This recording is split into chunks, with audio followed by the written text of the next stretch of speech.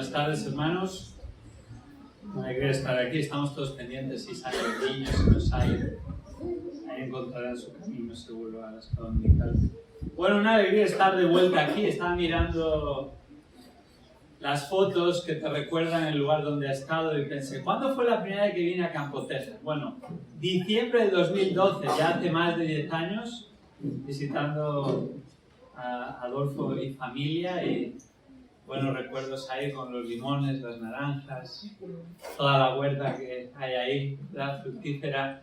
Pero especialmente hace 5 años tuvimos justo en este mismo lugar la graduación de la extensión del seminario Berea, aquí en esta zona. Algunos de vosotros participasteis en ella y también muy buenos recuerdos venían a mi mente según celebramos esta reunión. Cantamos al Señor alabanzas y nos gloriamos en Él, ¿verdad? Y una de las maneras que se puede ver el fruto espiritual en una vida es por medio de la adoración al Señor, por medio de canciones.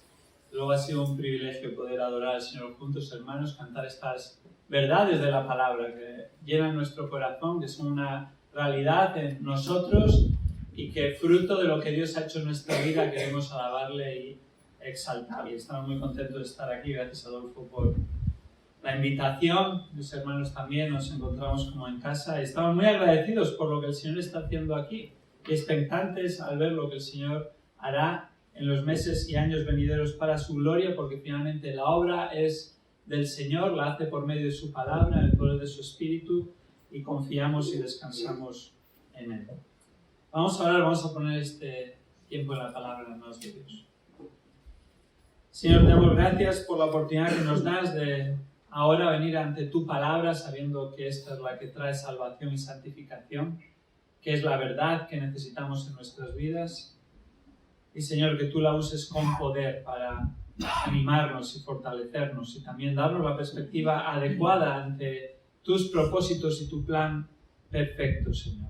Descansamos en tu soberana voluntad y también tu voluntad revelada que encontramos en tu palabra. Esto oramos en nombre de Jesús. Amén. Abramos nuestra Biblia en Marcos capítulo 4. En esta tarde vamos a estar considerando los versículos 26 al 34. Marcos capítulo 4, versículos 26 al 34. Y el mensaje de esta tarde se titula El crecimiento según Dios. El crecimiento según Dios. Y creo que todos estaríamos de acuerdo en afirmar que el crecimiento es algo valorado y deseado por todos en la vida. El crecimiento tiene siempre una connotación positiva. Queremos que nuestros hijos crezcan físicamente, se desarrollen. Deseamos que el país en el que estamos sea próspero y crezca económicamente, haya más empleos, mejore la economía para que la gente pueda vivir adecuadamente y tenga el sostén necesario. Nosotros mismos deseamos crecer y especialmente como creyentes deseamos el crecimiento espiritual en nuestra vida y ver cómo la Iglesia de Cristo crece. Más personas que vienen al conocimiento de la verdad de Cristo Jesús como Señor y Salvador. El crecimiento es bueno y deseado. De hecho, cuando no hay crecimiento en alguna de estas áreas u otras, enseguida se relaciona con palabras con connotación negativa, tales como crisis o estancamiento, desaceleración, otras similares. Y la tentación es esta: buscar un método que provoque el crecimiento. Cambiar algo para ver el crecimiento, métodos adecuados para crecer y hacer a veces cualquier cosa con tal de que haya crecimiento, aunque sea de formas ilícitas o adulteradas. Sin embargo, el crecimiento, según Dios, es distinto. No hay nada que nosotros podamos hacer que cause el crecimiento, sino que lleva su curso, tiempo, y aparece cuando Dios quiere y como Él desea. En esto hemos de confiar, ya sea que veamos mayor crecimiento o aparentemente estancamiento. Y esto es lo que vamos a ver en este pasaje de las Escrituras por medio de 2 parábolas. Vamos a ver cómo es el crecimiento según Dios. En Marcos 4, versículos 26 al 34, vemos cómo es el crecimiento según Dios. Leamos juntos este pasaje de las Escrituras, palabras de Jesús. Dice así la palabra de Dios. Decía también, el reino de Dios es como un hombre que echa semilla en la tierra y se acuesta y se levanta de noche y de día, y la semilla brota y crece como él no lo sabe. La tierra produce fruto por sí misma, primero la hoja, luego la espiga y después el grano maduro en la espiga, y cuando el fruto lo permite, él enseguida mete la hoz, porque ha llegado el tiempo de la siega. También decía, ¿qué compararemos el reino de Dios o con qué parábola lo describiremos? Es como un grano de mostaza, el cual cuando se siembra en la tierra, aunque es más pequeño que todas las semillas que hay en la tierra, sin embargo, cuando es sembrado, crece y llega a ser más grande que todas las hortalizas y echa grandes ramas, tanto que las aves del cielo pueden anidar bajo su sombra. Con muchas parábolas como estas les enseñaba la palabra según podían oírla, y sin parábolas no les hablaba, sino que lo explicaba todo en privado a sus propios discípulos. En este pasaje que acabamos de leer, observamos el crecimiento según Dios. Y lo observamos en unos versículos que encontramos dos parábolas. Jesús en este pasaje está enseñando por medio de parábolas. De hecho, es el capítulo principal de Marcos, el capítulo 4, que recoge la enseñanza de Cristo en parábolas. Y de hecho, después del capítulo 4 de Marcos, no va a mencionar ninguna otra hasta la semana de su pasión, la cual precisamente estamos celebrando culturalmente en este país en estos días. Versículo 33 nos dice que no fueron solo estas las parábolas con las que enseñó Jesús, sino con muchas parábolas como estas les hablaba la palabra. Es decir, hay muchas otras parábolas que ni siquiera están registradas en el texto bíblico, no solo en Marcos 4, sino en el resto de los evangelios con las que Jesús enseñó. No sabemos cuántas más contó durante su tiempo en la tierra, no sabemos cuántas más relató ese día ni a lo largo de su ministerio, pero sí sabemos que estas son representativas de la enseñanza de Jesús en parábolas. El capítulo 4 principalmente contiene 3 parábolas.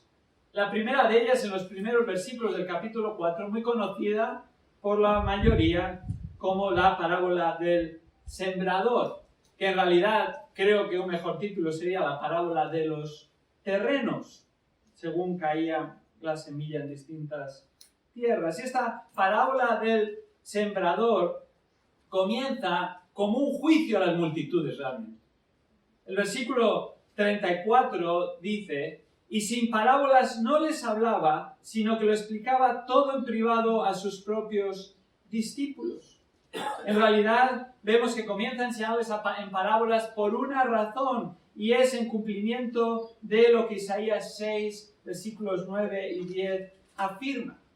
Lo vemos unos versículos antes, en el capítulo 4, versículos 10 al 12, cuando le preguntan a Jesús, ¿por qué hablas en parábolas? Y él le contesta después de haber citado la parábola del sembrador. Cuando se quedó solo con sus seguidores, junto con los 12, le preguntaban sobre las parábolas y les decía: a vosotros os ha sido dado a conocer el misterio del reino de Dios, pero los que están afuera reciben todo en parábolas, para que, versículo 12 es una cita de Isaías 6, viendo, vean pero no perciban, y oyendo, oigan pero no entiendan, no sea que se conviertan y sean perdonados. Lo que está diciendo aquí, aplicando el cumplimiento de Isaías 6, versículos 9 y 10, que Marcos no recoge en su totalidad, pero sí en su sustancia, es que debido a la dureza de sus corazones, debido a su hostilidad hacia Dios, debido a su rechazo hacia el enviado de Dios, Cristo mismo, Dios hecho hombre, iba a dejar de hablar directamente el mensaje de Dios como había hecho hasta ese momento, y iba a enseñarles por parábolas como muestra de juicio hacia una generación incrédula, opuesta a Dios, que había rechazado al mismo Señor Jesucristo después de un año completo de ministerio de Jesús entre ellos. No nos llamemos al equívoco. Cuando llega a este punto, Jesús ya había estado hablando y predicando un año entero. Claramente el Evangelio, claramente que Él era el Mesías. Claramente les había llamado al principio del capítulo 1 de Marcos: arrepentíos y creed en el evangelio, pero ellos le rechazaban abiertamente. Y no solo rechazaban su mensaje y su persona, sino que ya en el capítulo 3 de Marcos, los religiosos junto con los políticos de aquel tiempo, los herodianos, se habían juntado, y cuando los fariseos salieron junto con los herodianos, estaban buscando cómo podían destruirle. Marcos 3:6. En otras palabras, acabar con su vida. Era tal el rechazo a Jesús de una generación incrédula. Conocido comentarista Cranfield define magistralmente esta enseñanza parabólica de Jesús, y cito, como un medio de pronunciar juicio sobre los que no estaban preparados para el reino de Dios, pero también una expresión de la misericordia divina que desea perdonar y salvar. Así, por medio de estas parábolas, las cuales no inventó Jesús, algunos piensan que Jesús fue el que inventó las parábolas. Bueno, en realidad, en el Antiguo Testamento encontramos parábolas, varias parábolas. En realidad, una parábola era una enseñanza que era común en aquel tiempo. Jesús no inventó las parábolas, pero Jesús es el que usó las parábolas como ningún otro magistralmente y enseñó por medio de más de 60 parábolas en los evangelios sinópticos, y sin embargo no encontramos ninguna parábola en el Evangelio de Juan. Y así, por medio de estas dos parábolas, después de haber pronunciado la parábola del sembrador, es que va a explicar cómo es el crecimiento según Dios. ¿Cómo es el crecimiento según Dios? Y concretamente, por medio de estas dos parábolas en Marcos 4, vamos a ver dos facetas del crecimiento espiritual según Dios. Dos facetas del crecimiento espiritual según Dios. La primera faceta la encontramos en la primera parábola, la parábola del crecimiento de la semilla, y es esta: el crecimiento espiritual siempre depende de Dios. El crecimiento espiritual siempre depende de Dios. Fijémonos, leamos de nuevo los versículos 26 al 29. Decía también, el reino de Dios es como un hombre que echa semilla en la tierra y se acuesta y se levanta de noche y de día, y la semilla brota y crece como él no lo sabe. La tierra produce fruto por sí misma, primero la hoja, luego la espiga y después el grano maduro en la espiga. Y cuando el fruto lo permite, él enseguida mete la hoz, porque ha llegado el tiempo de la siega.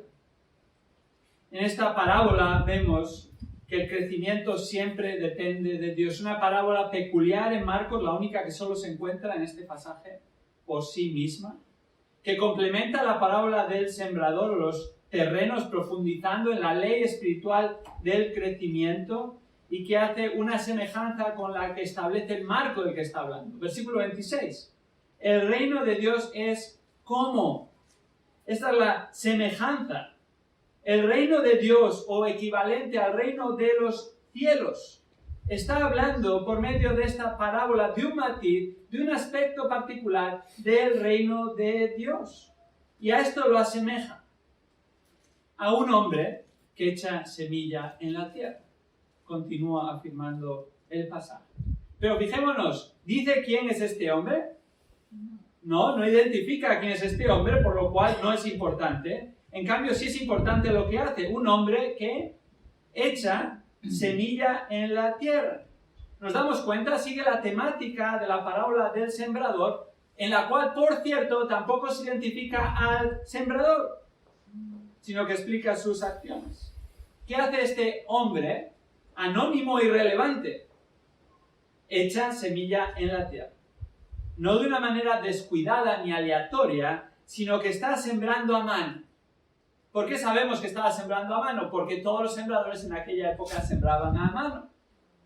Toda la gente que estaba escuchando esta parábola sabía cómo sembraba un sembrador en aquel tiempo. Los sembradores salían de su casa en las villas, iban a los campos junto a las villas con su bolsa de cuero que contenía la semilla, y esta bolsa de cuero, atada a su cintura, estaba llena de semilla. Y entonces, según llegaban al campo, echaban mano a la bolsa de cuero, iban esparciendo la semilla a mano con la mayor precisión posible. ¿Cuál es esta semilla que está sembrando? Bueno, el mismo pasaje en su contexto nos da la respuesta. Marcos 4:14 dice que esta semilla es la palabra de Dios, la palabra de Cristo. Es decir, la palabra de Dios en general, la palabra de Cristo, el Evangelio en particular. ¿Y cómo es que da fruto la palabra de Dios? ¿Cómo es que da fruto el Evangelio según se siembra? Bueno, hoy en día se suele enfatizar estrategias humanas para alcanzar a la gente. Nuevos métodos o formas o ideas, hay que modernizarse, hay que actualizarse, hay que ser entretenidos o relevantes, hay que captar la atención de las masas, hay que ser capaces tal vez de hacer un TikTok o subir una foto a Instagram, ¿verdad? O hay que dar el mensaje en 10 o 20 segundos porque la gente no es capaz de mantener la atención. Bueno, esa es la manera en la que tenemos que llegar a la gente. No digo que no haya que usar toda esa tecnología y los medios actuales para que el Evangelio corra, por supuesto. Pero ese no es el meollo de la cuestión. Jesús explica cómo funciona el reino de Dios. Y está afirmando aquí que el énfasis no está en lo que el hombre puede hacer. Es un hombre anónimo. El hombre echa la semilla, esa es toda nuestra responsabilidad. Sembrar la semilla que es el Evangelio, la palabra de Dios. Nuestra responsabilidad es exponer a las personas a la palabra de Dios y al Evangelio y hacerlo de forma precisa y legítima. Un Evangelio bíblico, un Evangelio de acuerdo a Cristo. Cuando Cristo aparece en Marcos 1:14 dice: el Evangelio de Dios, vino proclamando el Evangelio de Dios. Este es el Evangelio de Dios, en palabras de Jesús. Arrepentíos y creed el Evangelio. Arrepiéntete de tus pecados, porque todos somos pecadores por naturaleza. El pecado nos separa de Dios y así hemos de arrepentirnos de nuestros pecados, pero eso no es suficiente, sino que tienes que creer en el Evangelio. Porque el Evangelio es Cristo mismo, como dice Marcos 1:1, principio del Evangelio de Cristo, Hijo de Dios. El Evangelio es sobre Cristo, no es sobre nosotros. Cristo es el Evangelio. Cristo es la buena nueva para los pecadores, el único que te puede salvar, reconciliar con Dios, porque es el único sin pecado, que vivió la vida impecable que nosotros somos incapaces de vivir, pero en cambio tomó nuestro pecado en la cruz del Calvario para reconciliarnos con Dios, y ese es el glorioso intercambio que hemos vivido por la gracia de Dios y del cual también cantamos. Ese es el Evangelio de Dios, no es un Evangelio light, no es un Evangelio descafeinado, no es un Evangelio aguado, no es al gusto del consumidor, no es un Evangelio que no ofenda a los pecadores. Es un Evangelio según lo que la palabra de Dios dice. Y así en esto hemos de confiar y hemos de sembrar el Evangelio, hemos de predicar el Evangelio, allí donde el Señor nos ha colocado. Confiamos en el poder del Evangelio de Dios. Y cuando esta semilla cae en buena tierra, la que está preparada para recibir la semilla, ¿nos acordamos la parábola del sembrador? 4 terrenos, solo uno es buena tierra. Cuando cae en buena tierra, aquellas personas que Dios está obrando en sus vidas por medio de su Espíritu, es un terreno propicio para que se arrepientan y crean en Jesús. ¿Qué sucede? Versículos 27 y 28. Esto hace el sembrador. Se acuesta y se levanta de día y de noche, y la semilla brota y crece como él no lo sabe. La tierra produce fruto por sí misma, primero la hoja, luego la espiga y después el grano maduro en la espiga. ¿Qué hace el sembrador después de sembrar? Nada. Se va a dormir. ¿Por qué? Porque entiende que no puede forzar un crecimiento que solo puede Dios dar. Aquí dice, se acuesta y se levanta de día y de noche, y la manera en la que lo expresa es una secuencia repetitiva en varias ocasiones. Da a entender que el sembrador no hace más esfuerzos al respecto para ayudar a la semilla a germinar. Él sigue su rutina diaria, normal y corriente, dejando que la semilla haga su labor. Desde luego que el sembrador sabe de las condiciones ambientales necesarias, sabe que es necesario que llueva, que no haya heladas, tampoco excesivo calor, Pero el proceso del crecimiento de la semilla y la vida que hay en la semilla misma es aún un misterio sin resolver plenamente hoy en día. De hecho, el verbo crece se entiende mejor originalmente, literalmente es crece por sí misma. La semilla crece por sí misma, enfatizando el poder del Evangelio independientemente de lo que el hombre pueda hacer. Este énfasis no está en el sembrador, sino está en la semilla. La tierra, cuando cae en esta buena tierra, ¿qué dice el versículo 28? Dice, produce fruto por sí misma. Y la palabra en el original para expresar esto es autómate, de donde viene nuestra palabra automático. Es decir, es algo automático. Es como conducir un coche con cambio automático. Bueno, ahora se está generalizando más en España los coches con cambio automático, pero ¿cuántos de vosotros tenéis un coche con cambio automático?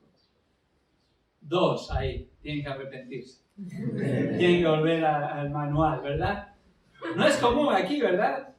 Pero yo recuerdo cuando me fui a vivir a Estados Unidos ya hace más de 20 años, lo cual me recuerda, me estoy haciendo ya también mayor, que llegué allí y todos los coches eran automáticos y yo toda mi vida había conducido coches de cambio manual y no mucho además, acaba de sacar el cambio no hace mucho tiempo. Así que llegué allí y en realidad, bueno, después de unos años me fui a vivir a Los Ángeles, una ciudad inmensa con las extensiones, sin coche estás muerto, no puedes ir a ningún sitio ni casi a comprar el pan ni a comer nada.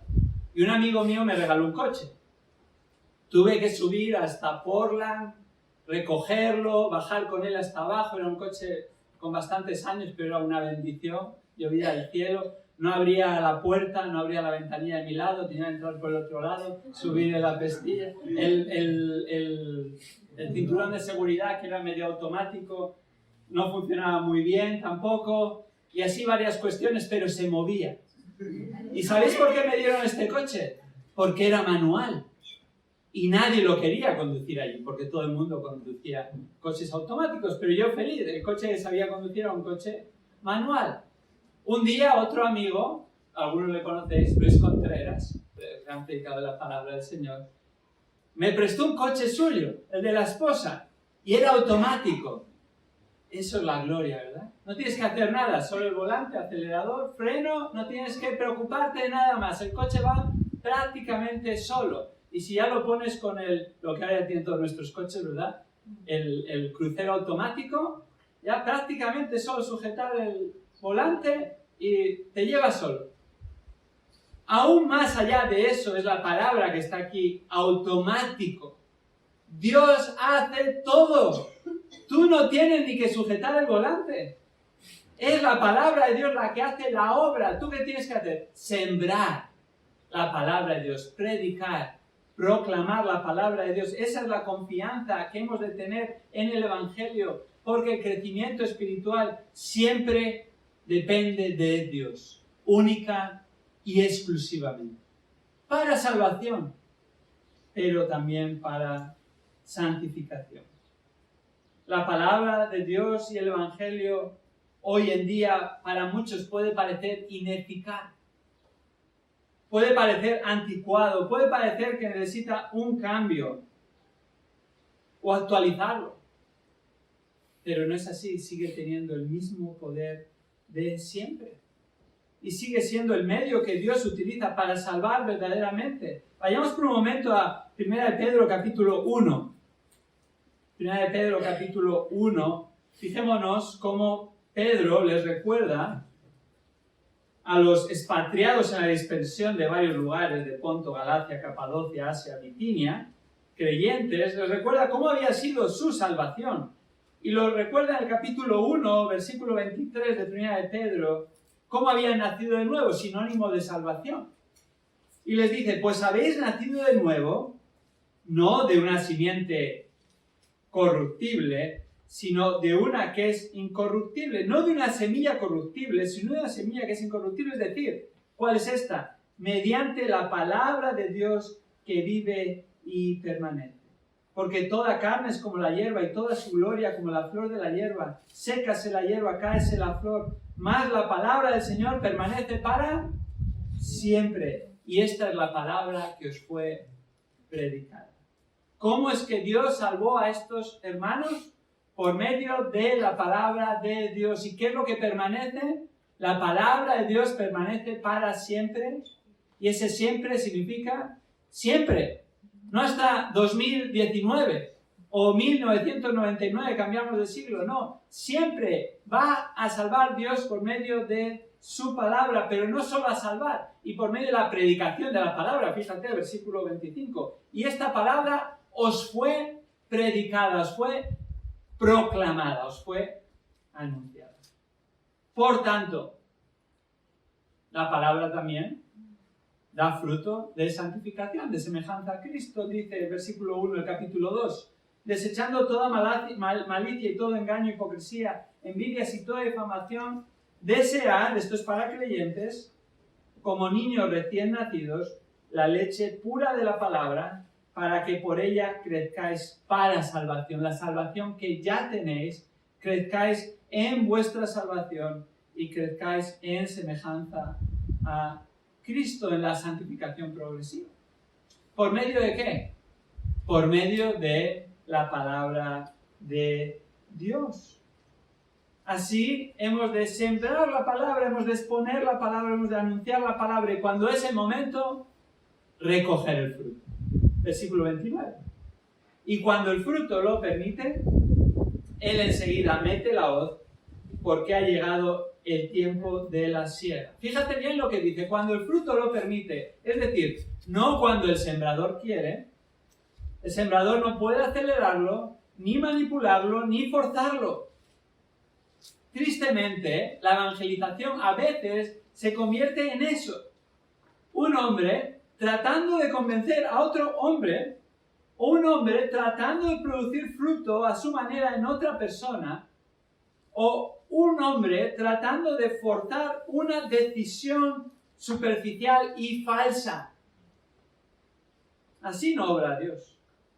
Es cuando el fruto lo permite. Después de que se ha sembrado la palabra, después de que ha pasado el tiempo, el proceso adecuado, Dios produce el fruto, y ahí es cuando enseguida, ¿qué hace el sembrador?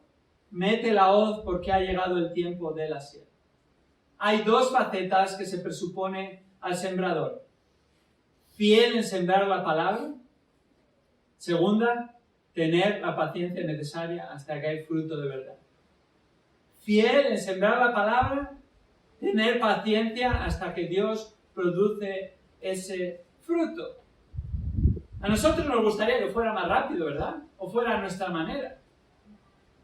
Es como una comida de microondas, ¿verdad? Queremos poner ahí las palomitas en el microondas y en 2-3 minutos que empieza a hacer pop, pop, pop, salgan calientes y te las puedas comer. Así no es el Evangelio.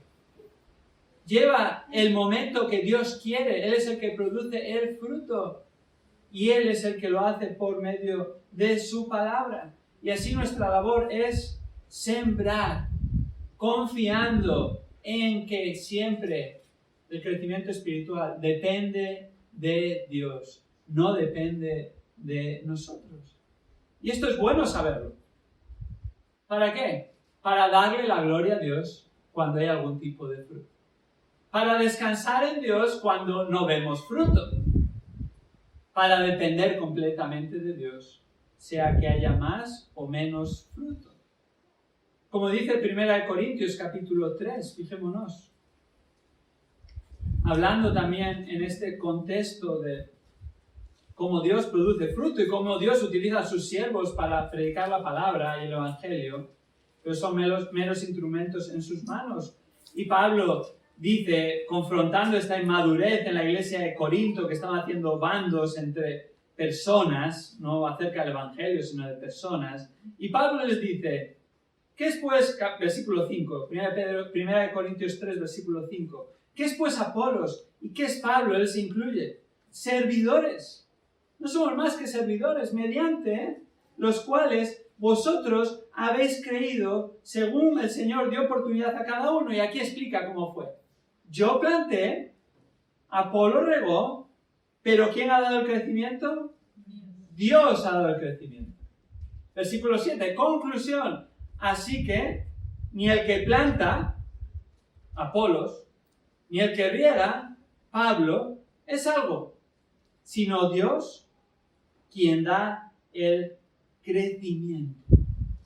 Depende siempre de Dios.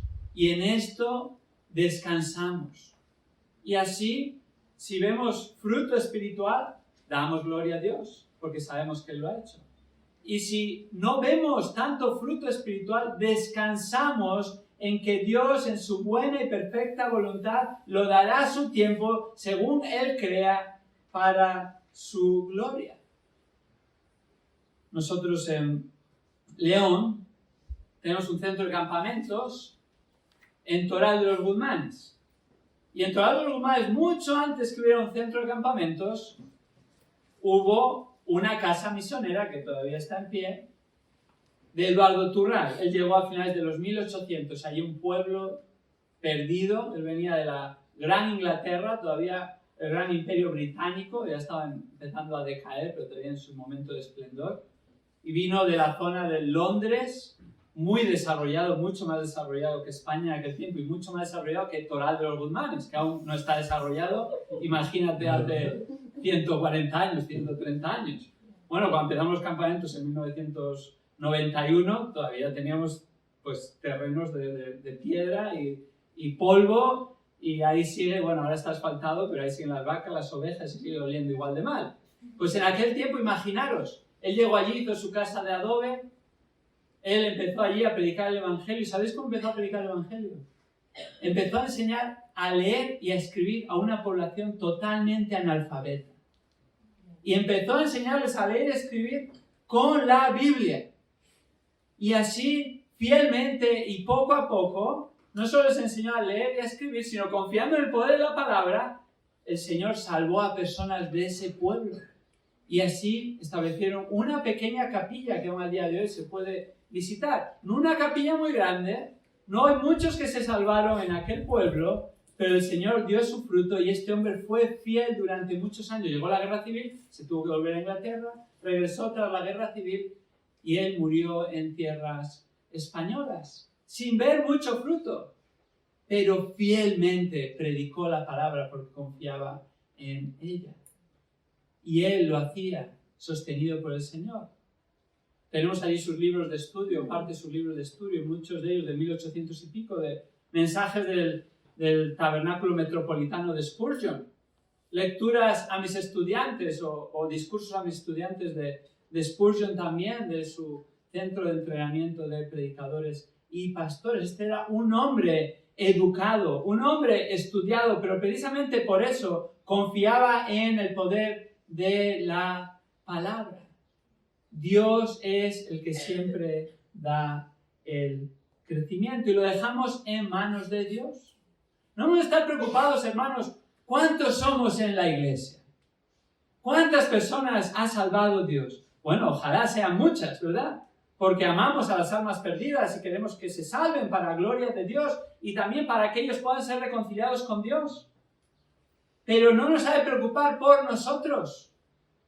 Hemos de descansar en que Dios tiene su tiempo y nuestra responsabilidad es predicar la palabra, confiar en Dios, confiar en el Evangelio y no tocarlo, sino simplemente exponerlo con precisión, trazar con precisión la palabra de verdad y confiar en ella.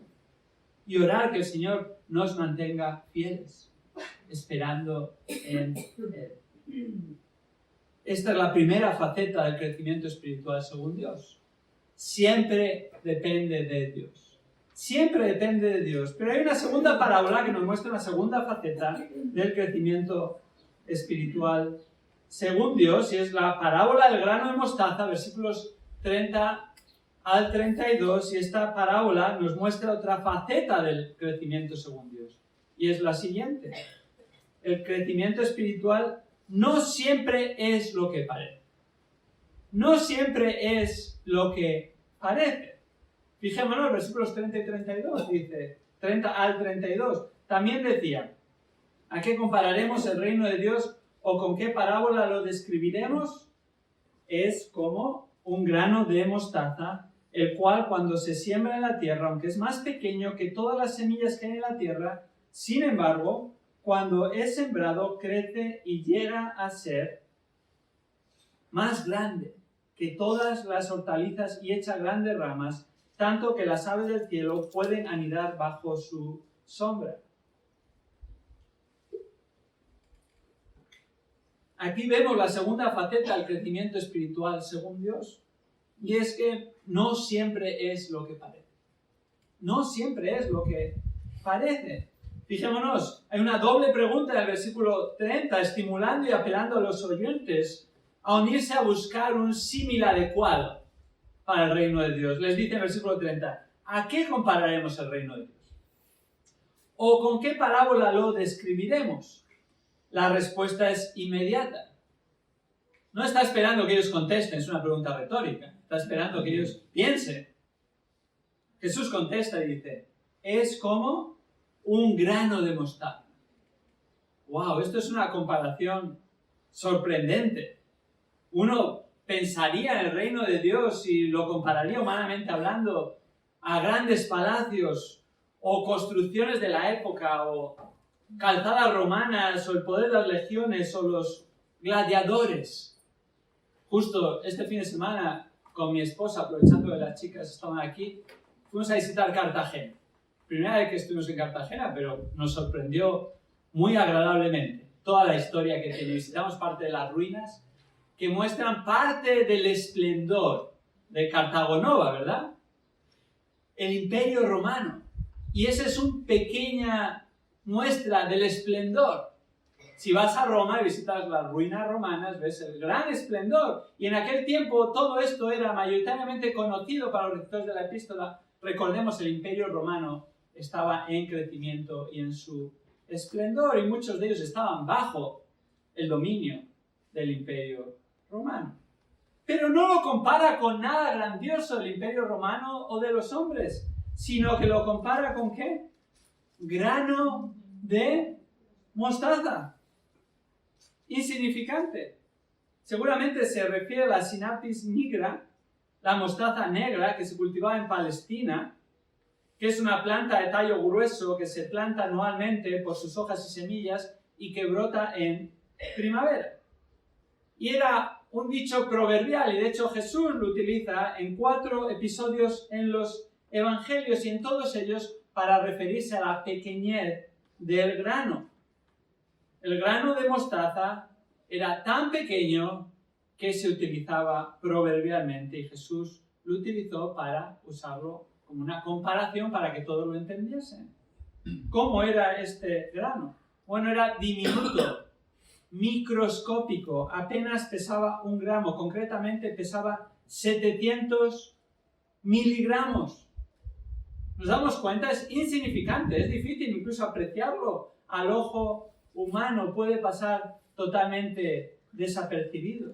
Y precisamente Jesús hace referencia a lo diminuto de su tamaño cuando el versículo 31 continúa diciendo, el cual, cuando se siembra en la tierra, aunque es más pequeño que todas las semillas que hay en la tierra. Aquí está enfatizando por qué compara el reino de Dios con el grano de mostaza, por su pequeñez. Es el más pequeño. Bueno, técnicamente, según los botánicos, no es la semilla más pequeña de toda la tierra. Y alguno puede estar ahí ya con la escopeta cargada diciendo, ¿ves? La Biblia contiene errores. Jesús se equivocó. No, está hablando a su audiencia, no está dando una clase de botánica. Está hablando a la gente común y corriente que sabían que en aquel tiempo, de los granos conocidos y utilizados en Palestina, este era el más pequeño, es lo que está diciendo aquí Jesús. No más. Así, a pesar de que era tan pequeño, no es lo que parece. Este grano es similar a un grano de arena. Imagínate ir ahí no hay que ir muy lejos, ¿verdad? Ahí a unos cuantos gramos de arena, polvo. Pero si vas a una playa, un grano de arena. Es difícil hasta separar un grano de arena del resto de la arena.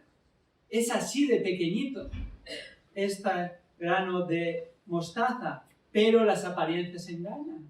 El reino de Dios puede parecer pequeño a los ojos de los hombres, pero es mucho más de lo que parece. No siempre es lo que parece. Las apariencias engañan porque fijémonos, el versículo 32 dice, sin embargo, está mostrando un contraste.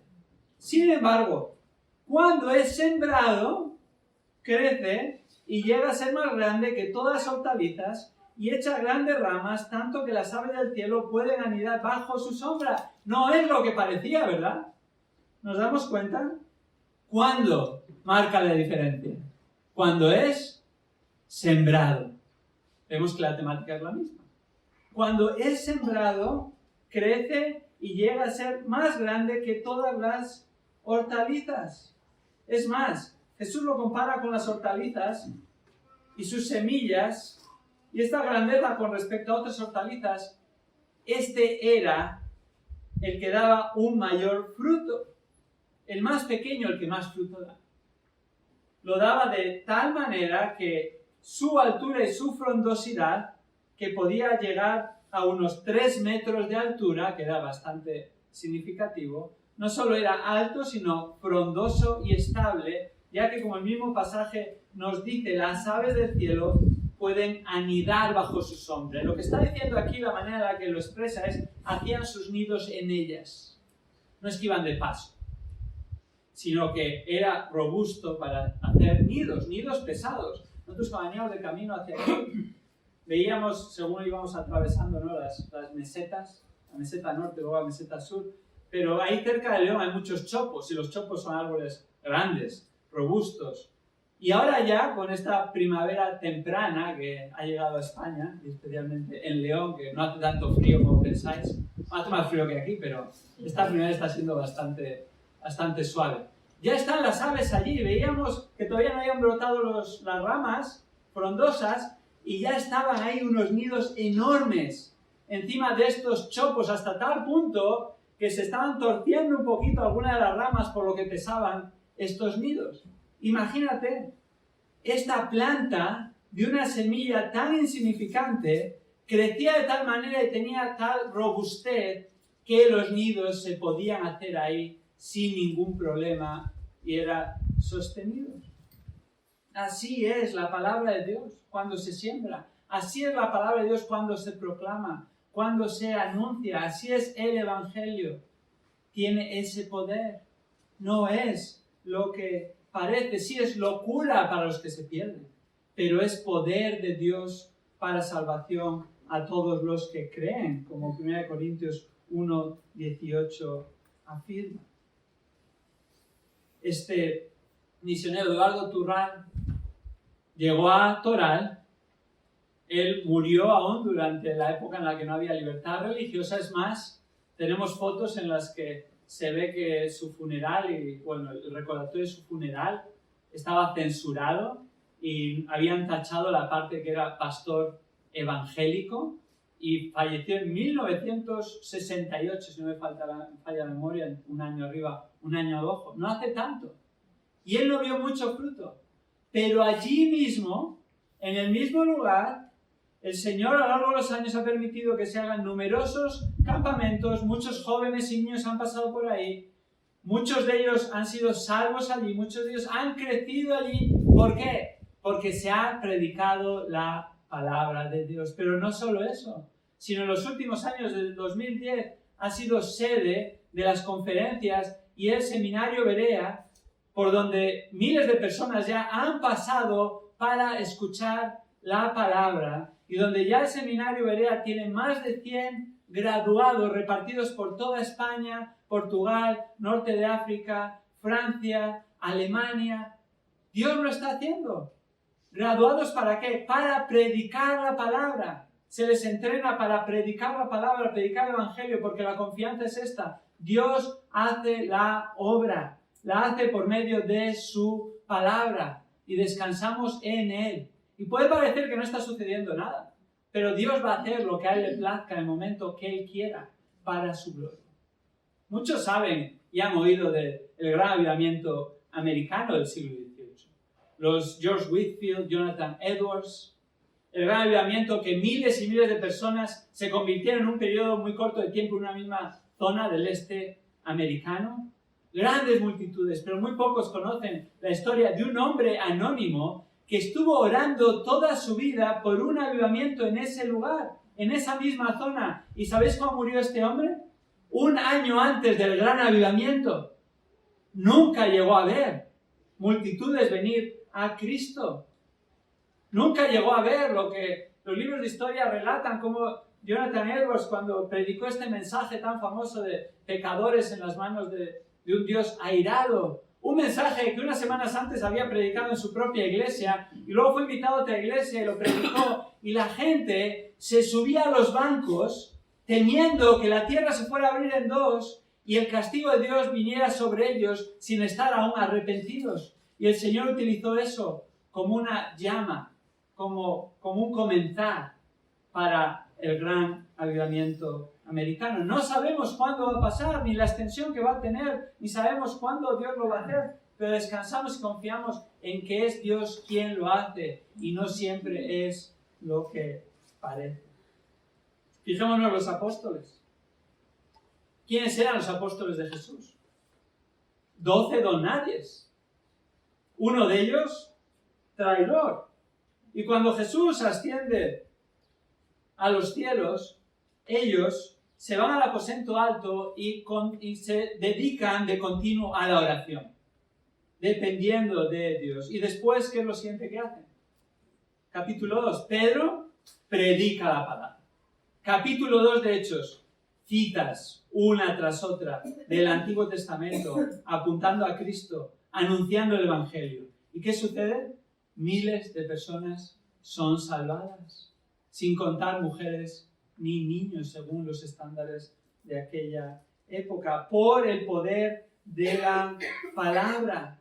Y así siguieron predicando y exponiendo la palabra. Llegó un momento que había tanta gente y había que atenderle, especialmente las viudas, no solo las judías, sino también las helenas, que en Hechos 6, los discípulos tuvieron que tomar decisión y decir: mira, no podemos dedicarnos a esto, no porque se nos caigan los anillos, sino porque Cristo nos ha encomendado predicar la palabra y el Evangelio, y dedicarnos a la oración y a la predicación de la palabra. Entonces, ¿qué hicieron? Escogieron hombres fieles con unas características para seguir con ese ministerio y servir a las viudas. Y ellos que dijeron: nosotros nos dedicaremos de continuo a la oración y el ministerio de la palabra.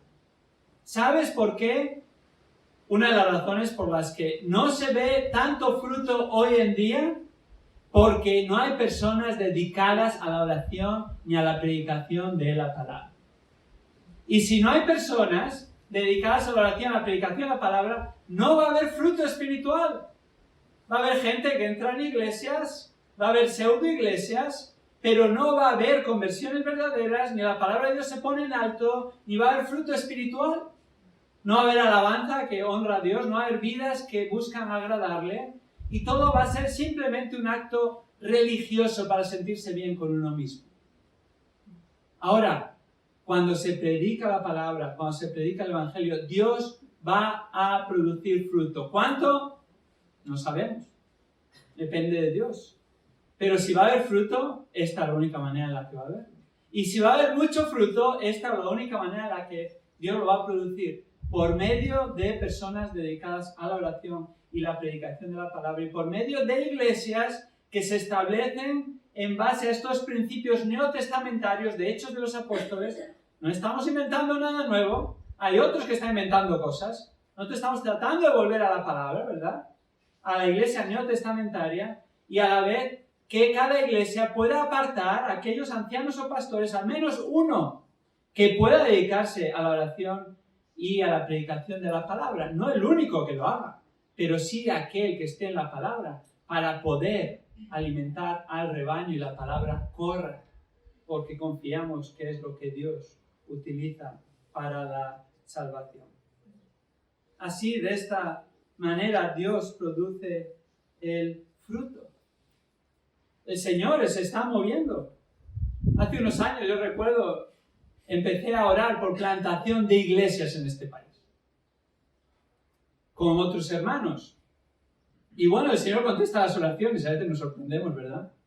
Hoy en día, como Iglesia del León, estamos orando por plantación de iglesias, y ya tenemos 8 plantaciones de iglesias en nuestra lista de los jueves, no solo en este país, sino en otros países.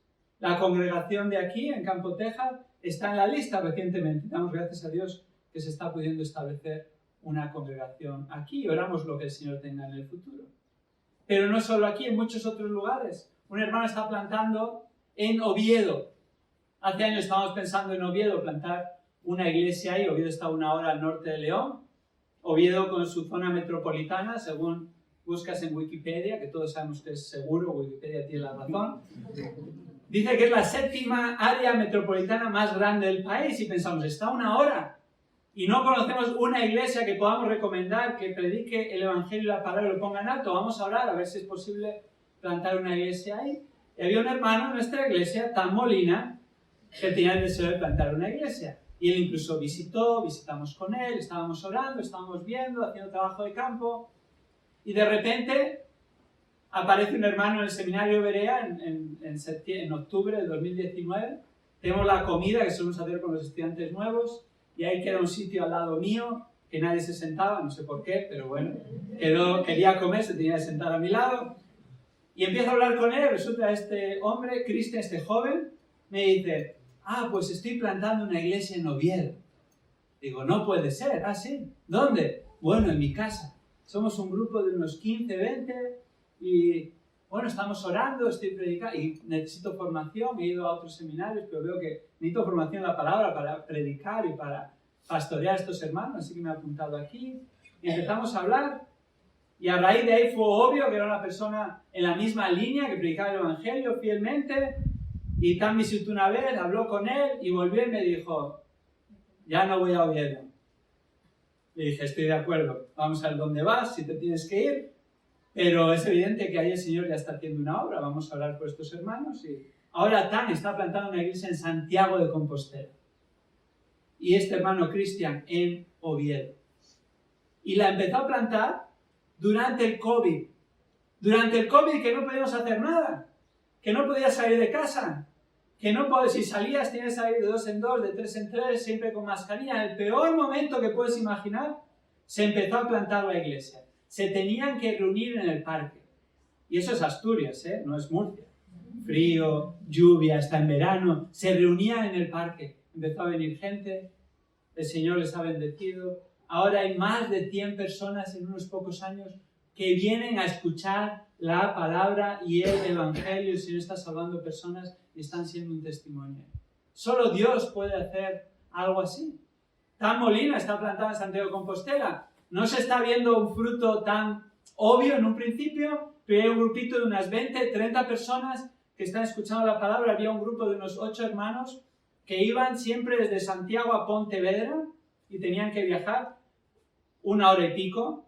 Había una persona que viajaba desde más arriba, creo desde la zona de Ferrol más o menos, no tenía coche propio, pero por ir a escuchar la palabra cogía autobuses y llegaba allí. Aún a día de hoy tiene una hermana que le lleva 3 horas en cada sentido para ir al culto. Y no tiene su propio coche. Y ahí está el culto entre semana y los domingos. No digo esto, hermanos, para haceros sentiros mal, ¿verdad? Nos quejamos de vicio. No, nuestro corazón tiene que estar en el sitio adecuado. Cuando anhelas escuchar la palabra, cuando anhelas congregarte y no has tenido la oportunidad durante mucho tiempo y no lo das por hecho, vas a hacer lo que haga falta. Porque el Señor ha obrado en tu vida y en tu corazón. Nos podemos reunir aquí, nos podemos reunir dentro, fuera, en otro sitio, eso es totalmente secundario, pero la palabra de Dios tiene que estar en alto, tiene que ser proclamada y tiene que ser seguida, y no siempre es lo que parece. Oramos que el Señor use su palabra aquí y más allá de aquí, alcance muchas personas para la gloria de su nombre, para que puedan conocer a Cristo y para que puedan crecer en semejanza a Él por medio de la predicación de su palabra. La historia cuenta que había un adolescente que no era lo suficientemente alto y entonces no pudo jugar al baloncesto en su 2º año de instituto. Pero al verano siguiente, este joven creció inesperadamente 10 centímetros en un año y consiguió entrar de nuevo en el equipo de su instituto. Aquel joven que aparentemente no servía para el baloncesto porque no era lo suficientemente alto, al año siguiente promedió 30 puntos por partido, 11 rebotes y 10 asistencias. Para los que no sabéis de baloncesto, es una barbaridad. Un triple doble en la temporada, eso es súper difícil de hacer. Fue a la universidad, fue nombrado mejor novato del año.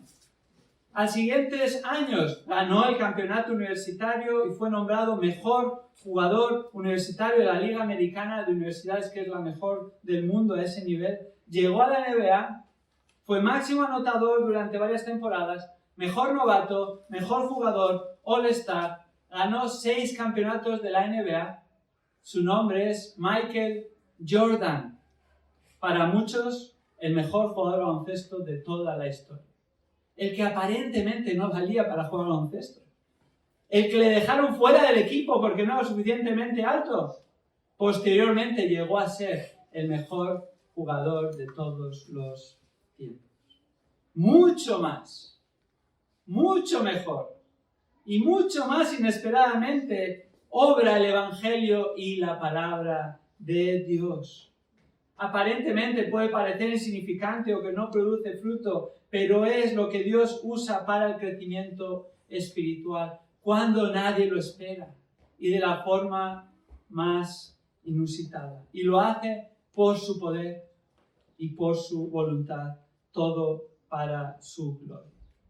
¿Y sabes cuándo se va a ver realmente la verdadera manifestación de cómo es el reino de Dios? Ni siquiera se va a ver en este tiempo, pero sí en esta tierra.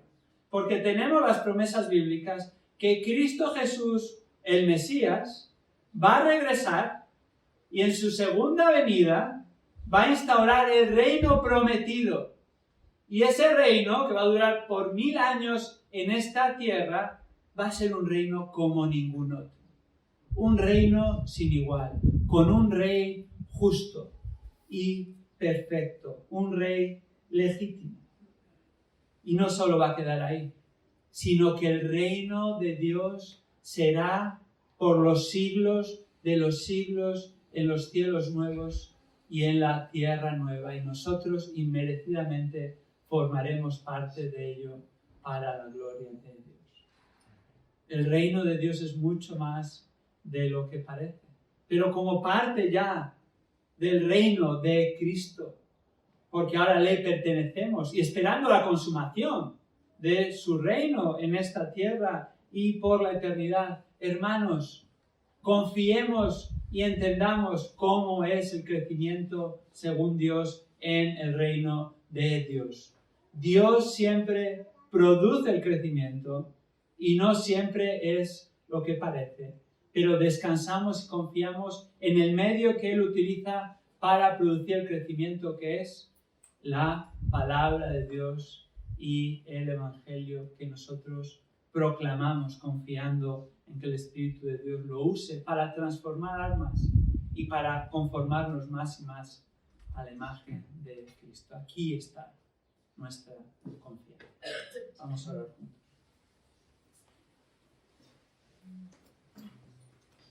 Señor, te damos gracias por tu palabra, cómo usas tu palabra para enseñarnos desde tu sabiduría cómo es que es el crecimiento según tú. Según Dios, el crecimiento no depende de nosotros, sino que depende de ti, depende de tu palabra, y nuestra parte es sembrar la palabra, anunciarla, proclamarla, especialmente el Evangelio. Y ese mismo Evangelio que nos alcanzó a nosotros, es el Evangelio que va a alcanzar a otros según tú nos utilices como canales, como instrumentos en tus manos, sabiendo que nosotros no somos nada. Tal vez tú nos has usado para sembrar y a otro para regar. Tal vez nosotros no veamos el fruto o lo veamos, pero finalmente el crecimiento tú lo das y así ninguno de nosotros somos nada, sino tú eres grande y a ti te damos la gloria. Y Señor, confiamos y descansamos en ti y oramos que traigas fruto según tu palabra es proclamada en esta congregación, aquí en Capotejar, y donde tú les permitas proclamarla en el futuro, Señor. Que traiga salvación para no solo esta zona y no solo la región de Murcia, sino las provincias colindantes, Señor, y que tu palabra sea puesta en alto y que tú establezcas una iglesia que te honra y que exalta a Cristo para la gloria de tu nombre. Y Señor, oramos por encima de todo, veamos más o menos fruto, que tú nos animes a permanecer fieles y que hasta que tú vengas o nos llames a tu presencia, sigamos proclamando fielmente el Evangelio y la palabra de Dios. Esto oramos en nombre de Jesús. Amén.